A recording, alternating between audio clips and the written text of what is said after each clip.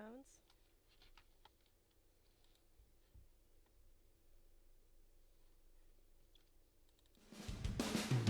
Welcome to Lynn Cullen Live, talk radio without the static. Email your questions and comments to lynn at pghcitypaper.com. And now your host, Lynn Cullen.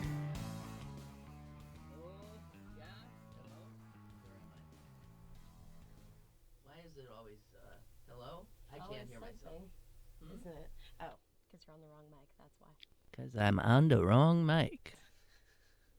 Who knew? They all look the same to me. On the wrong mic. We have a plethora of microphones in this studio, and I must have grabbed the wrong one. So here we are at the Center for Media Innovation, Point State Park, downtown Pittsburgh, as they say around these parts, and you can be involved if you want to call the show at 412-200-5686. Well, I at least got, I was going to say 5-6 before I peeked. Okay. So here we are again. The world's still spinning.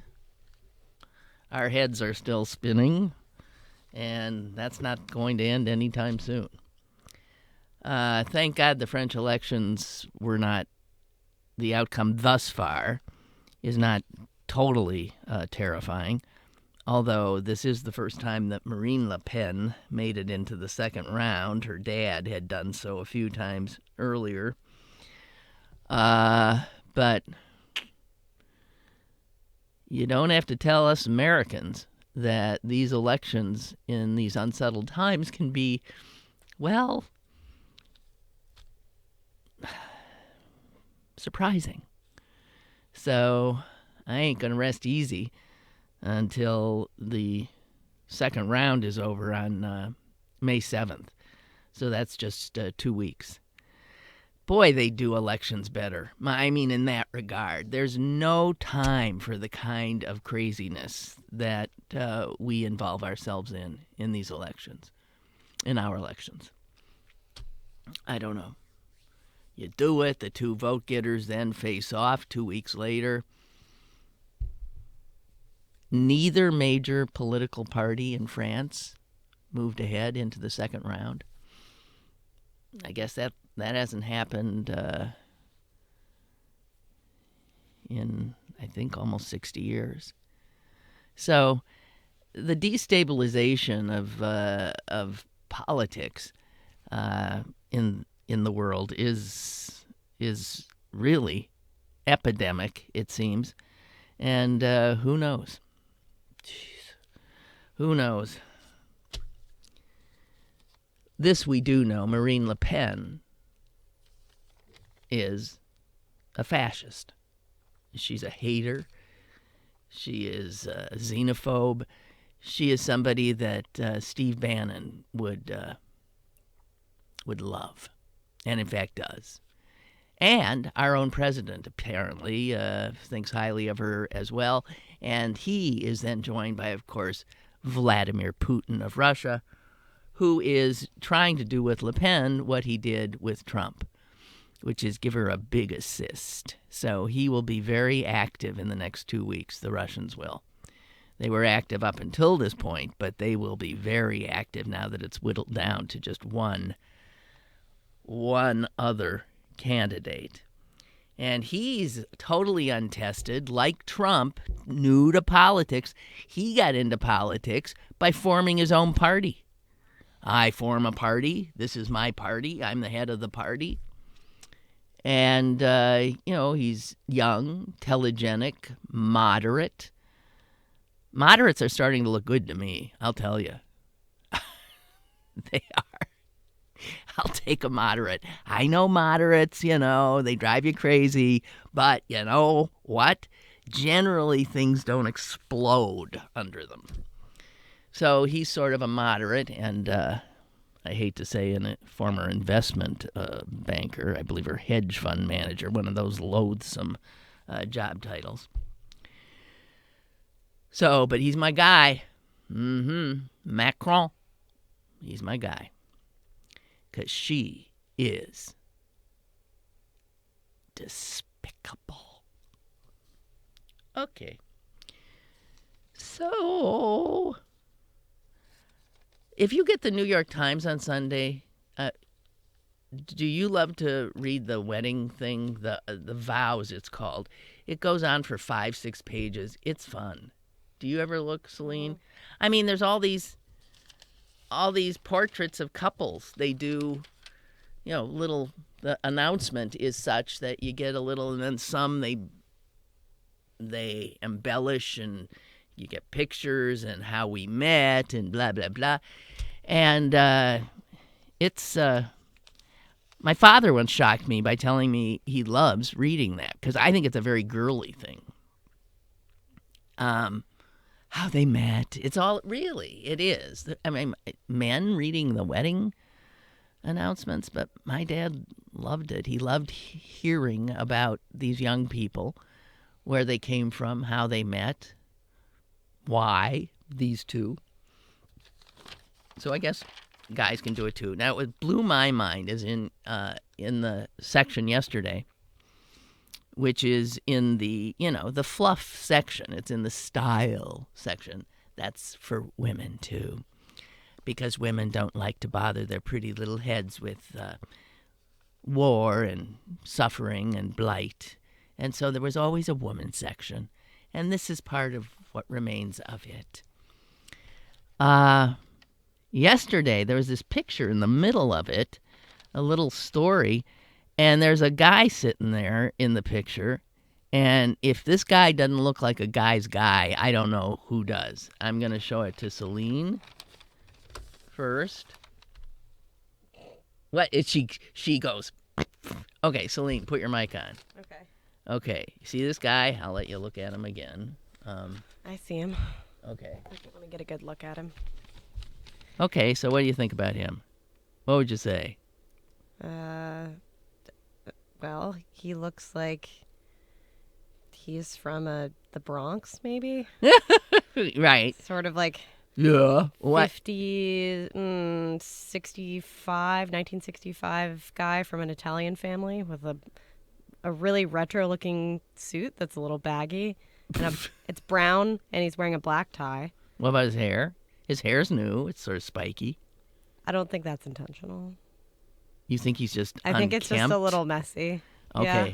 So does that not, though, look like a guy's? That It guy does. should be sitting at Yeah. a bar somewhere Mhm. with, right?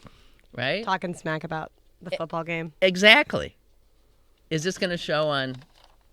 Does that show? No. No, it doesn't. So that's what he looks like. As a matter of fact, you know who he looks a little like? From the TV show Cheers. Yeah. Norm. Norm. So he looks like Norm, sitting at the bar. And his name is Vincent Milazzi. So, Celine, there you go. Called it. Definitely Italian, and who knows if he's from the Bronx. I think he's definitely from New York. I'm not sure about that. So what's funny about this big hulking dude of a certain age is that he's the guy who writes most of the things in the marriage section. Isn't that mind-blowing? Isn't that mind-blowing?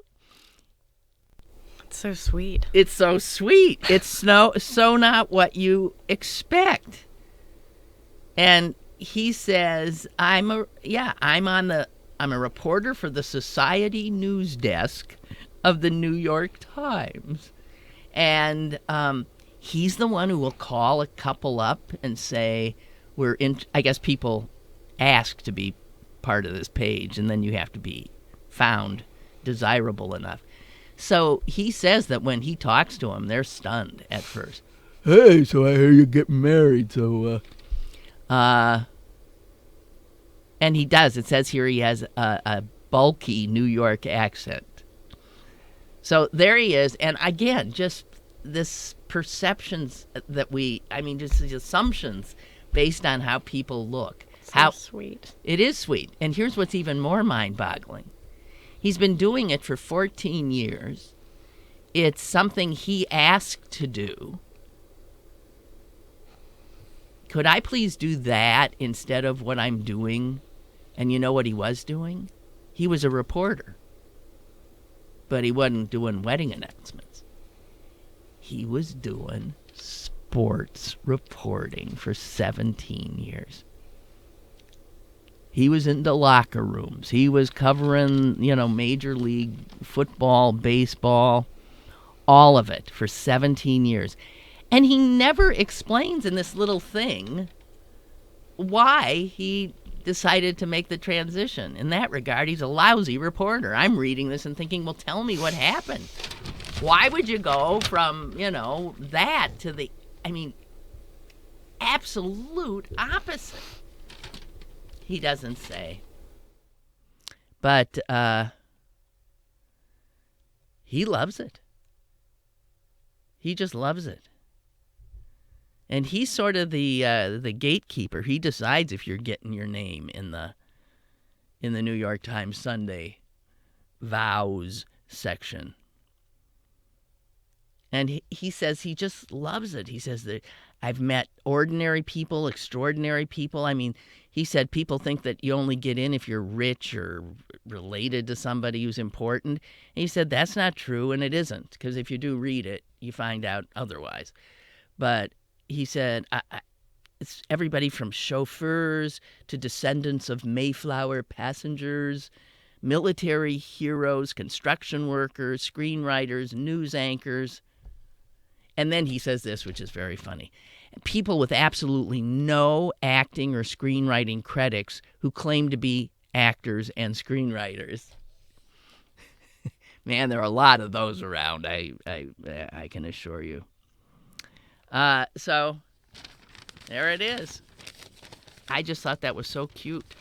On the reverse page, there was something that was a little strange, too. Matchmaker, roll me a joint. Turns out there are a number of dating sites just for people who smoke pot and want to make sure that whoever they'd be getting in a relationship is cool with that and smokes pot, too. Because I personally have seen relationships break up over pot. Where someone who doesn't is appalled by the partner who does and sees any time they smoke, or if they smoke more than, as a pot smoker myself, I think it's ridiculous. If the same person is freaked when somebody has a beer or a glass of wine, then at least they're being consistent, but whatever. So there's a number of them. One is called Highly Devoted. Another is called My 420 Mate. And if you have to know what 420 is, I ain't telling you. And I'm not exactly sure what 420 is. I know it's when at 4:20 p.m. is when a lot of people who are into pot say, now you can have a joint. But I don't know why 4:20. Do you, Celine? What? What's the story? This is, I was a pot smoker long before this stuff started up. So what's 420 about? So I actually just heard a podcast on this very subject. Oh, good. It's a great podcast. It's called Criminal, and the woman who produces it and narrates it, her name is Phoebe Judge, and she's excellent at her job. So I highly suggest subscribing to that. So if you want to hear more about this, that's where you can go. But 420 is, she spent a lot of time trying to figure out what it is. There's a lot of speculation. Some people say it's police code for marijuana. That's not true. No. What is most likely true is that there was a group of students at a high school in California, and I'm not recalling where, and this would have been in the mid-'60s, and one of their brothers, who was in the military, told them that there was a field of marijuana that a buddy of his, a military buddy of his, had planted before he left for the service, and that it was probably ready for harvest. And obviously the military guy couldn't go and harvest it himself, so they should go and look for it, and gave them the coordinates. And so, or like the general area. So they spend all of this time looking for this field of marijuana, and what they decide to do is meet up at 4:20 p.m. every day after school To look? to look, because that's when the bell rings. And so it turned into this adventure that they would go on every day. They would get in their car, they would smoke, and then they'd go look for this magical field of Well, maybe marijuana. that's why they weren't finding it. They were smoking. And so it just became the calling card for that mission. Okay, so that's one story, but it's not corroborated. Well, these guys have proof. Did they ever find they the have field? documentation of them starting Okay. the idea of 420. Did they ever find the field? No. Do you think it even existed? Probably not. Yeah, who the hell knows? Well, so the guy got them all up to move around a little bit. That's good. It's maybe a brilliant way to get some young people to move. So 420, I don't know.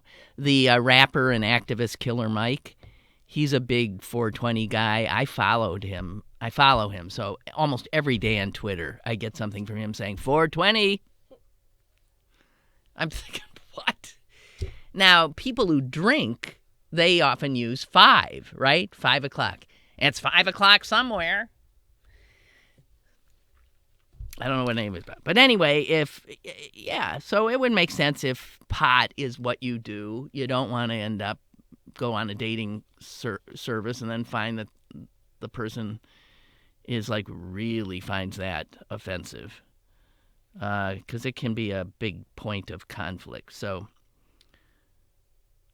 says here, yep, some dating sites are connecting people who want to get high on more than just love.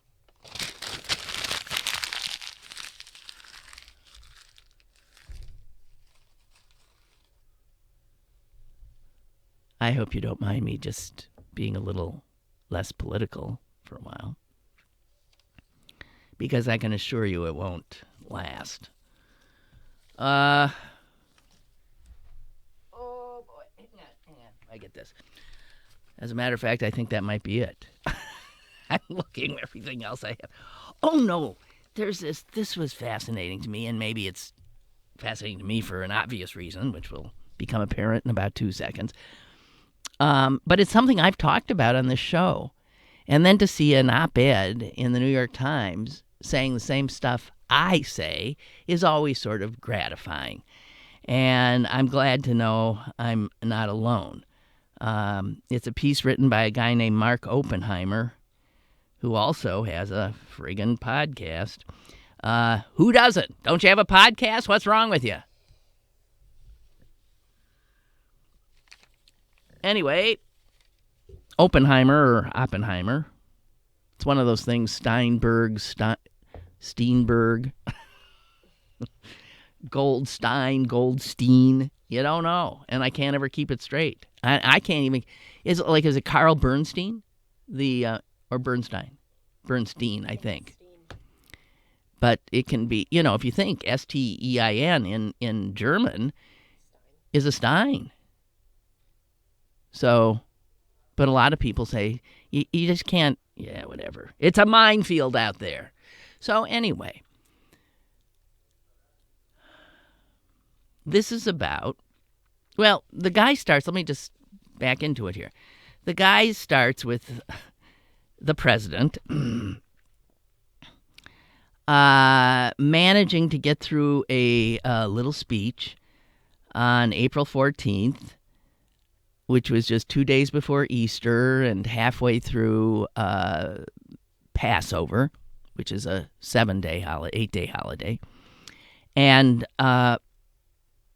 he said Trump didn't say anything terrible. He made his way, and he quotes some of the things he said. He said,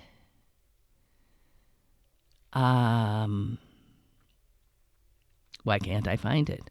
He talked about people celebrating in this week, Holy Week, but he never mentioned Jews in his remarks. he mentioned Christians. He said, for instance, Christians who celebrate Holy Week and the resurrection of Christ. But then he didn't say, and Jews who are celebrating Passover. When it came to Jews, he went to an adjective and not a noun. This whole piece is about how the term Jew. Well, I'll go to Louis C.K. here. Louis C.K., the great observational comedian, said this once: Jew, that is a funny word, because Jew is the only word that is the proper thing to call a group of people and the slur for the same group. So this guy talks about, watch for this, people don't say Jew. And I've noted it too. I've laughed about it because there will be people who will say in conversation with me, yes, of course. Well, I'm a Christian, and I know that you're that's what they do. They can't say Jew, and then they get into a member of you're a member of the Jewish faith, but Jewish is an adjective. I mean, you're a Christian, you're a Jew. But that's not what we say. And it wasn't just Trump that was skittish. He goes into other times when other presidents have noted Easter and Passover. And Ronald Reagan, for instance, said he wanted to extend his warmest wishes to Jewish people everywhere, not to Jews. It would have rankled a lot of people if he said to Jews. I said, well, that's not very nice.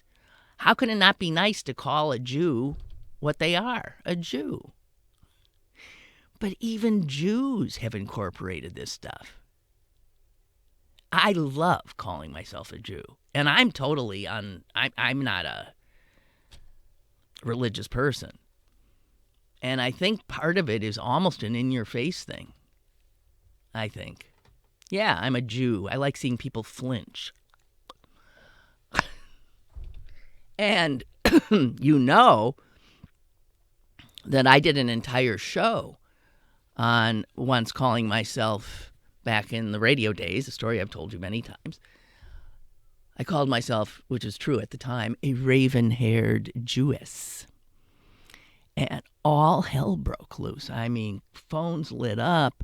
And old Jewish ladies were calling me and saying, Lynn, don't ever use that word. I can't believe you said that. And this was all news to me. I said, what do you mean? I'm a female Jew, a Jewess. I love the sound of that word, Jewess. And they said, no, it's a pejorative. I said, how the hell can it be a pejorative? It's me. It's a Jewish a female, a Jewess.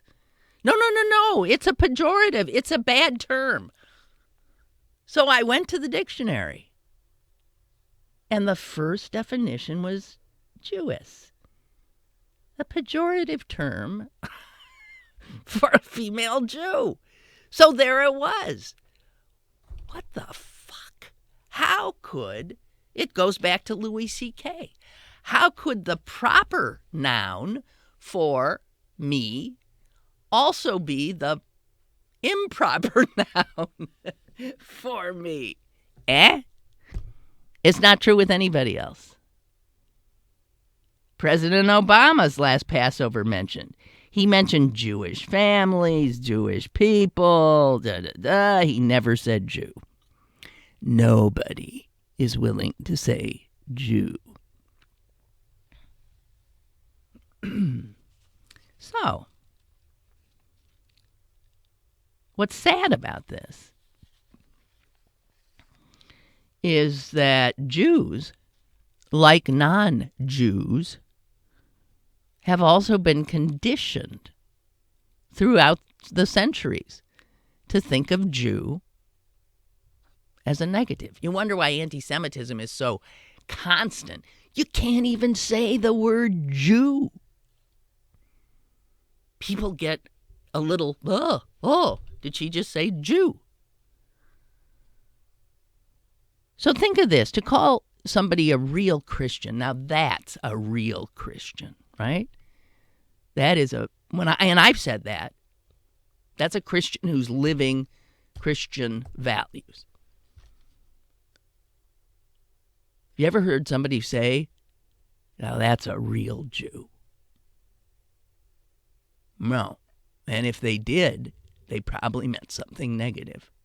Yeah, that's a real Jew. Right? What do they mean? Any of the usual characteristics, supposedly adjectives of Jews. Stingy, blah, blah, whatever. Never mind that Jews are the most philanthropic of people. Doesn't matter. The only people in the English-speaking world that love talking about Jews are Jew haters, are anti-Semites. So they constantly say Jew, Jew, Jew. And it is they who have taken the noun, the proper noun for what I am, and made it into a slur. Well, excuse me again, but fuck them. No one should let somebody abscond with your noun.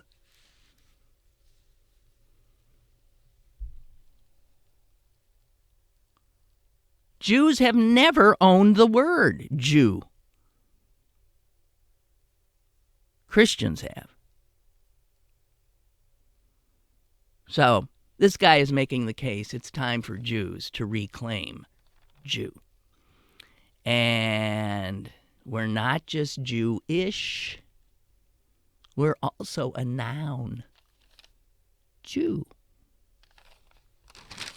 So next time you find yourself, and you're, yes, he's a member of the, I've been called Hebrew persuasion, right? You're, a member of the Hebrew persuasion. You're a Jewish,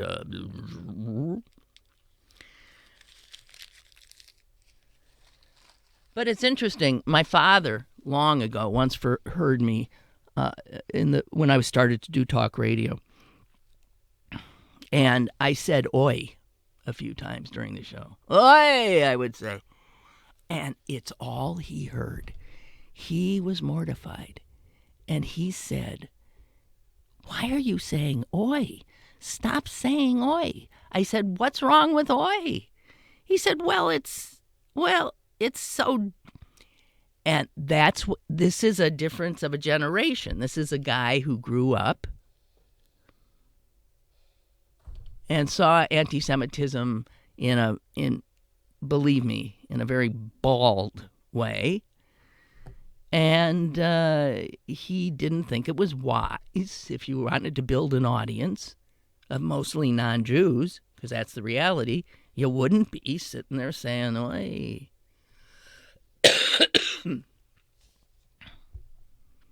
Well, as Myron Cope, another Jew, would say, double yoy. He added a Y in front of it. Double yoy. Excuse me. Damn. Okay, I'll stop.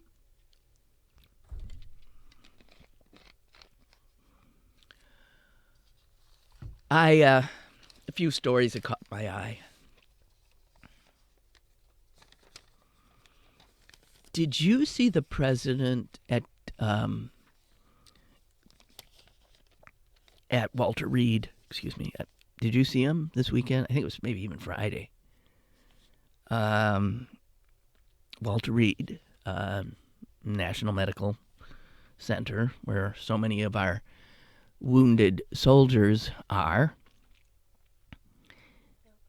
And he went there with his wife to, for the first time, pin a Purple Heart on a soldier. On a soldier, in fact, who had lost his leg in Afghanistan on Donald Trump as commander-in-chief's watch. So Trump pins this thing on him, and he says two words, and I heard it, and I thought, it was so wrong. It was so wrong and discordant. He said, congratulations. He said congratulations. And then he said magnificent or something, or tremendous. A guy, he's a young man. He lost his leg. I don't think you say congratulations, even if you're giving him a medal showing that he lost. I mean, remember when Trump on the campaign trail said somebody gave him their Purple Heart, and he said, I've always wanted one of these. And how everybody laughed and thought, what's he saying? He always wanted to be wounded in action? Well, then why the fuck didn't you sign up, you son of a bitch? Congratulations. You got what I always wanted. He's just so... He's vulgar. He's just vulgar. All right, we got callers on the line. More than one. I love it. They're lining up. First up, Joe. Hey, Joe. Hi, Lynn. Hi. Hey, you were talking about calling people what their nationality is. I hate all that stuff. I hate the baby boomer thing. I hate all the veterans. Instead of just saying it's American got hurt or in a car accident, you gotta say, well, he was a veteran. I don't need to know that. That doesn't have anything to do with the story. I don't even want to call. I'd rather just call me American. Call me by my first name. All this different nationalities, senior citizen, whatever it is, I can't stand any of it. Baby boomer or whatever. They can all fuck themselves because I hate all that shit. And I don't call people then. I won't. To me, it's all a bunch of bullshit. Okay, so if you wanted to talk about what we call, yes, and I've made fun of senior citizen myself. So there are times, though, when you need to talk about a specific group because you're talking about them. So what do you say, old people? The elderly? I mean, there are nouns for a reason to explain. I probably would say elderly. If you were talking about people's religion, I mean, you have to. These are words that. Yeah. I don't care if you're talking about You're talking about euphemisms.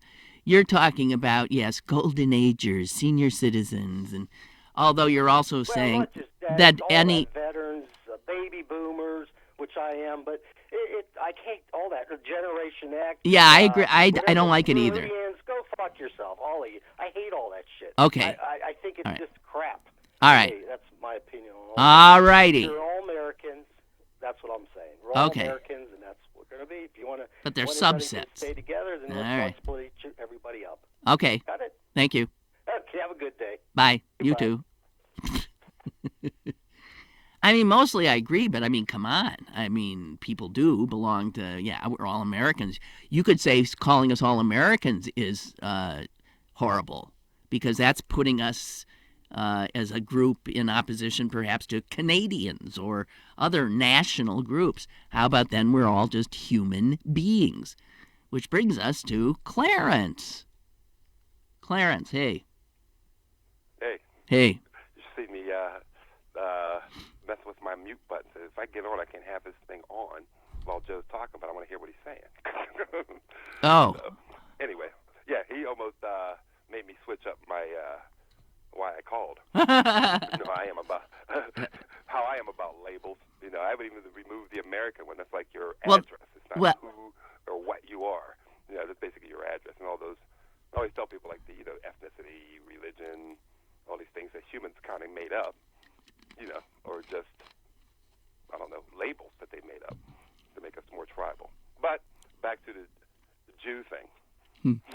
First of all, Louis C.K.'s joke didn't come off as well, when you just read it, because another part of it was, it depends on how you say it. You could say Jew or you could say Jew. Oh, so you heard him do the joke. Oh yeah. Jew. I listened to I listened to his stand up. I could almost do some of it verbatim. It's one of those things that I could, if you go to like Netflix or something or YouTube, you can hear some of his stuff. He's that guy's a genius. Yeah. But you were talking about your father having a problem with you saying "oi." Can you imagine? No "oi" in like Myron Cope. Can you imagine? But he changed it a little. He didn't say "oi." He said "yoy." Yoy, yeah. But that got me to the point where it's like black people not wanting to eat fried chicken or watermelon. Yeah. Yeah. When you don't want to be too black. No, you don't want to, like it's like we all have, we suffer under these certain caricatures. So, right. Say you really, who does not love fried chicken and watermelon? This is true.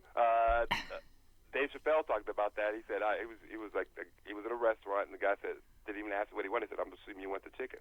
He goes, "Wow, he must be reading my mind. I do want the chicken, but I didn't realize it was a stereotype. I just thought I just wanted it because chicken's delicious." But geez, I just lost my train of thought again. But boy, do I know that feeling. I've been described as a Jew. And why have you been described as a Jew? Because I'm cheap. But it was like a derogatory thing, and I always say, "Oh, thank you." I said I always did consider myself an intellectual. Well, because that positive stereotype, Jews are intellectuals. Jewish people I don't want to be offensive, tend to be intellectuals, scientists, doctors, lawyers, and thinkers. right, Jews were not allowed to perform all kinds of jobs. They weren't allowed. Mm-hmm. So they became what they became, and a lot of it has to do with, thinking, thought, our learning. Yeah. Right. So, Jew. You know what? I remember in the newsroom at Channel 4, somebody used the term Jew down in front of me, and I said, "Wow, nuh-uh." And the person was shocked because they had never thought anything of it. It was just a word they used for cheap, Jewed. Getting somebody down in the price. Jewed them down. I Jewed them down. And I thought, wow. But then later, I realized when I was using I used the word gyp. I'm going to bring that up. Okay? I remember it wasn't that much later. I said something about somebody gypped me or you, and I thought, wait a minute. That's gypsy. But the Jew thing is much more just out there. Jewed them down. I mean, gyp, if you didn't, you could think it's spelled J-I-P and it didn't have anything to do with any people. But, What's interesting about that, I was watching an old Leave It to Beaver. And gypped was like used when I was a kid, never knew what it, I used to use it all the time. Now it's like I get a little pang when I hear it, Yeah. It's almost like seeing big-lipped, monkey-looking guys running around, right. in cartoons from back in the day. Right. That's it's one of those PC things that I'm sensitive to. Mm-hmm. Well, I don't think most people, the gyp thing really hasn't gotten around. I think more people now know you don't say Jew 'em down. What's wrong with talked 'em down? Yeah. And the thing that drives me crazy,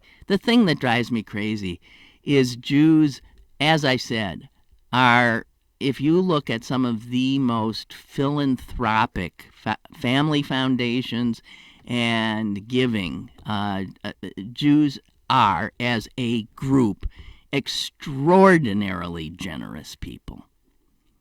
And the thing is, I believe, you correct me if I'm wrong, that part of that culture is to do it anonymously. That is correct. Yeah. that's one of those Jew things that I picked up when I was going to be on the board. I'm no longer. I've been there for a while on the the humane side. Yeah, the animal thing. Yeah, I asked if I could do it anonymously. It's one of those things because a lot of people do things so they can say, "Hey, look what I did." So everybody So sees their name. really Yeah. caring about it, that they can see your name and all that kind of good stuff, and that's one of those things that I really admire about the culture. Do it anonymously, and then I got some respect for it.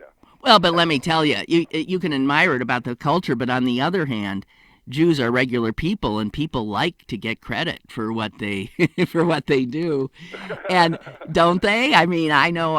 It's just the funny thing is that when, for instance, you're building a synagogue or something, or to get money. To get people to give money, you say, look, we can name this room after you. This will be the Lynn Cullen cafeteria. And so, but Cullen, this would be the Steinberg. Yeah, but here's what's funny. There are plaques. There are plaques around synagogues often that say things, each book this was donated by, and there's the name. I'm not surprised that there's like a toilet stall dedicated to. You know what it's like? It's like the naming right bullshit that's part of American sports now, or if you listen to the news on KNKA, I think practically the microphone is named, the studio is named. We're going to the weather report that is named, right? I mean, they're all sponsored, but it's getting that name out, branding.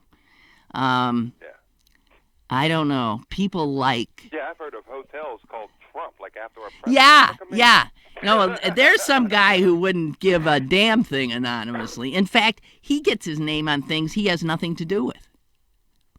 And I mean, he's paid. Right. He's not paying; he's being paid to use his name. It's amazing. Yep. Well. Oh, by the way, he's an idiot.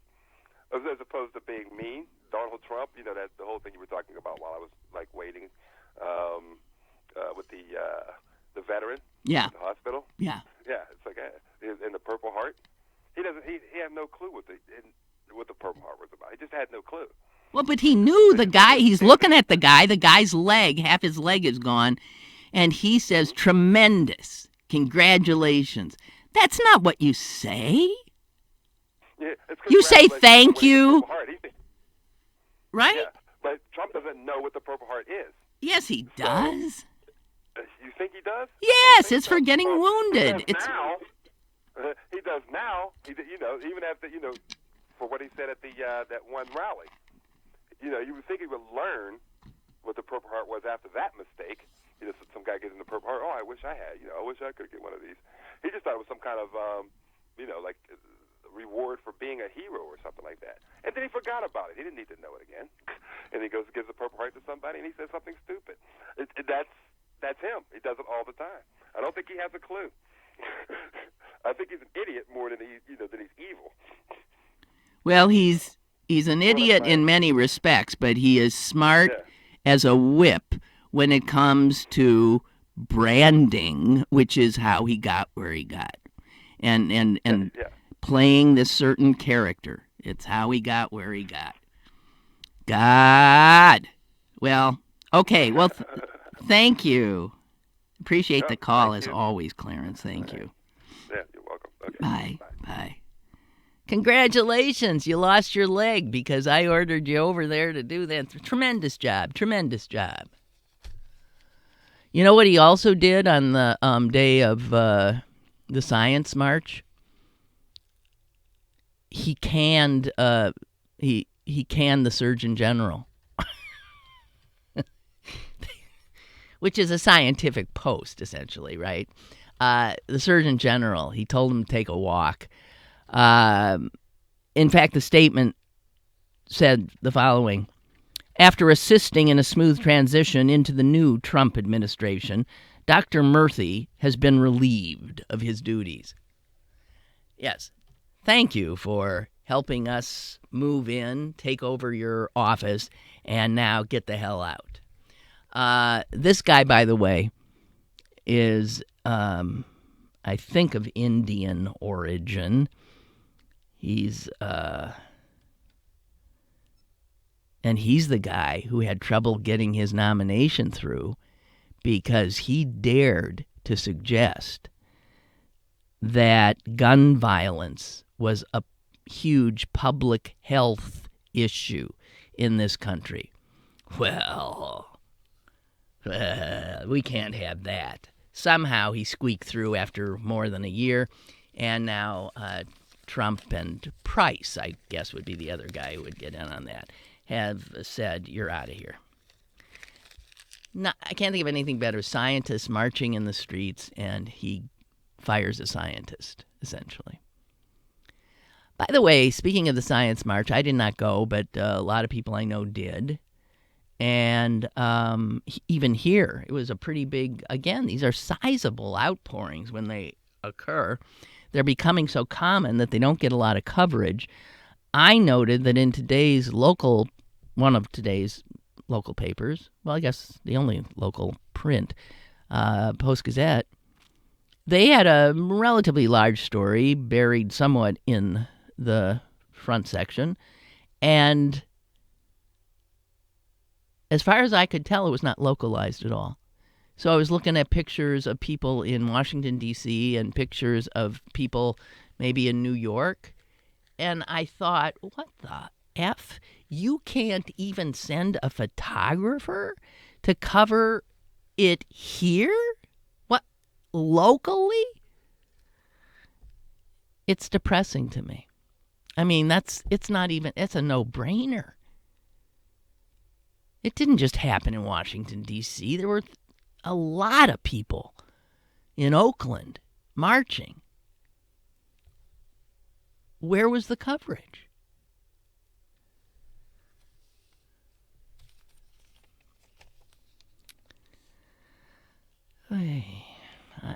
There it is. And I think that's what my father freaked. I was always sighing and saying, see, some things haven't changed. 30 years ago, I was still...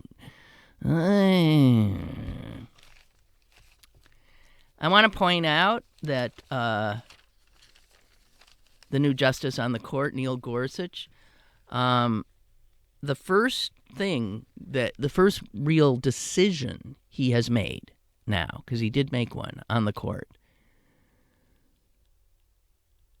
was to kill a man, essentially. I'd hate that to be the first thing I did in my job that I lusted after.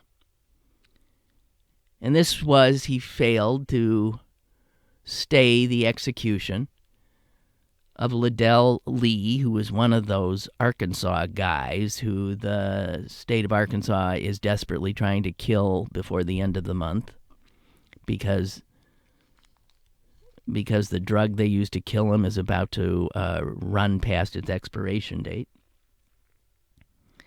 And the last hope this guy has was the Supreme Court. It went to the court, and it was classic.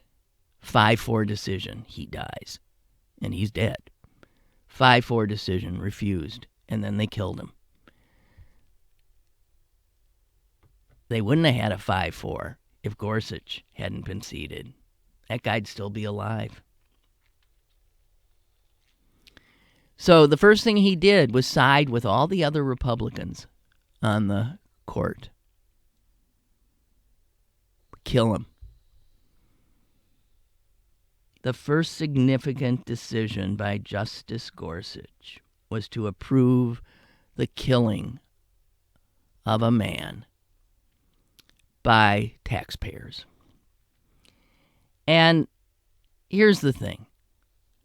It was well known. And here's the kind of stuff that I would think had, before he made the decision, he would have known that this man, now dead, Liddell Lee, yes, he had killed somebody himself. But according to the New York Times, this man was a walking catalog of reasons why the American death penalty is a travesty. For one thing, he was a poor, black man with lousy representation. He was intellectually disabled, suffered from fetal alcohol syndrome. This was a guy who didn't have a chance in life. And get this, when he was first convicted and sentenced, his appeals attorney, pointed out that the first attorney that he had was constantly drunk in court. And not only that, had never brought up the fact that he was cognitively impaired, that he had fetal alcohol syndrome, and a drunk lawyer. And the federal appeals judge who read the appeal said, I didn't have to be told his attorney was drunk. I could tell it simply by reading the transcripts of the court. In other words, this guy was so drunk, he was incoherent. His client's now dead, and Neil Gorsuch was the final vote that put him over the top. As the Times said, Neil Gorsuch held the power of life and death in his hands. His choice led to Liddell Lee's execution. To whom am I speaking? And gave the nation an early and troubling look into the mindset of our highest court's newest member. Kill him.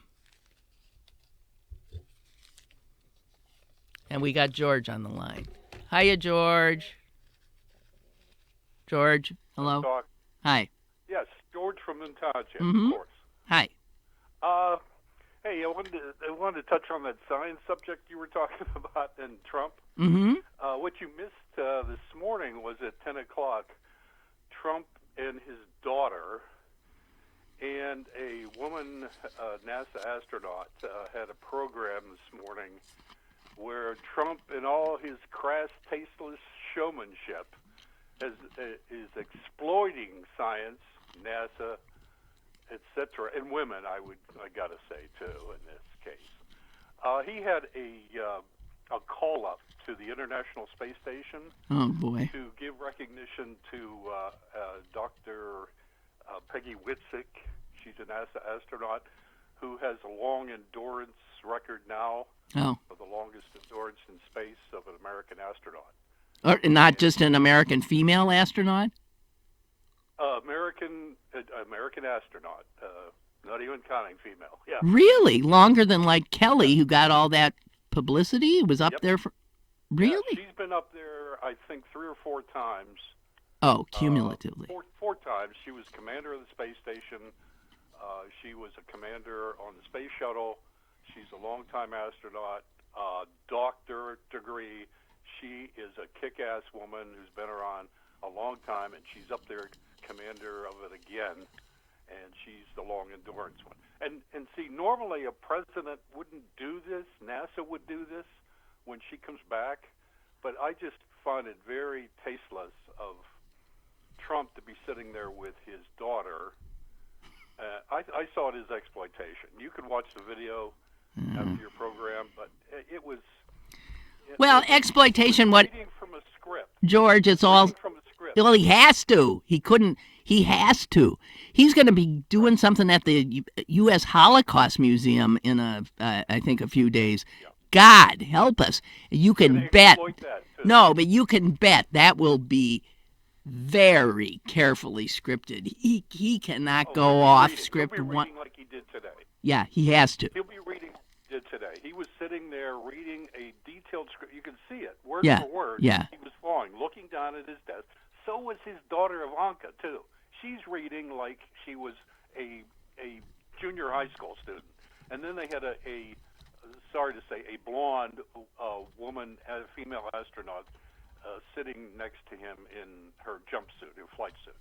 But it was just, you know, what he's doing now is strictly showmanship for the Trump family in trying to do something that Right. they're calling presidential. Right. It's stagecraft, and you know, and Yeah, it is. it's stagecraft. And That's what it he is. has no depth of knowledge in it, no understanding of space or science or its contributions, no understanding of what this woman astronaut has done, no interest in it. And I think it's the same thing with the Holocaust Museum and all this other stagecrafting he does. Yeah.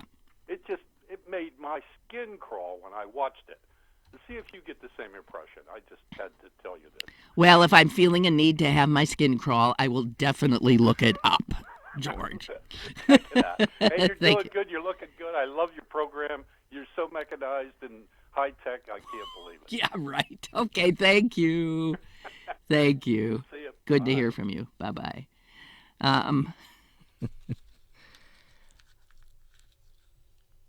You know, there's so much news that doesn't get covered anymore because Trump sucks the air out of the room. But there was a Republican state senator in Florida the other day who resigned from the state Senate. Even the Republicans wanted him gone. He was such an embarrassment. Who had some racist tirade, profanity, racist tirade directed.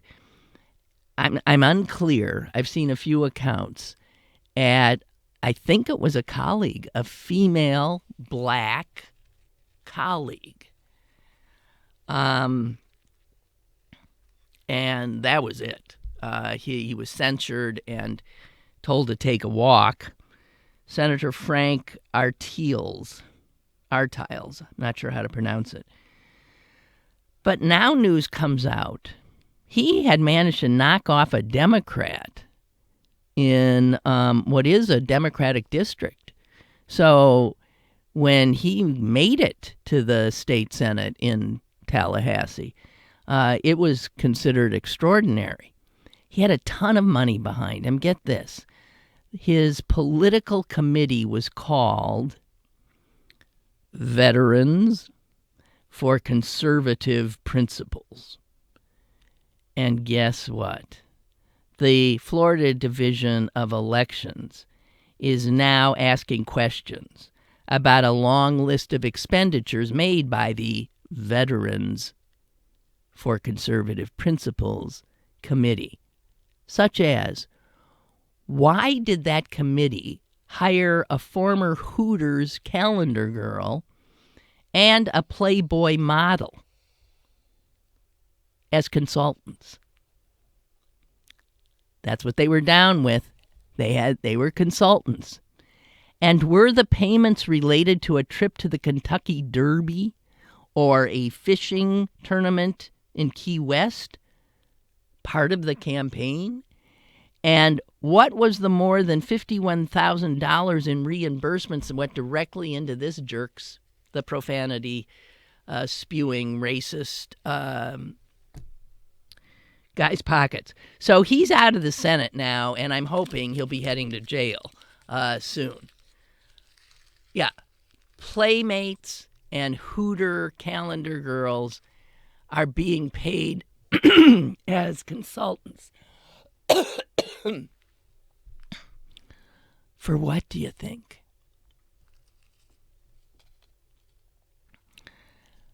And the name of his committee was what? Did it have something to do with family values? Wait, what was the name of it again? It was, oh yeah, Veterans for Conservative Principles. And one of those conservative principles, as we all know, is family values. God almighty. One quick email to share, and then we got to say goodbye. Ellen says, I was at the March for Science in Oakland on Saturday. There were so many very clever signs, but a favorite of mine was, Mr. President, no science, no Twitter. I thought it was great. I saw a lot of great signs, too. One was a guy in a turban, must have been a Sikh, and the front of his sign said, "I bet if you saw me boarding your airplane, you'd get nervous." And then on the back of the sign, it said, "I'm the guy who wrote the software program for flying this plane."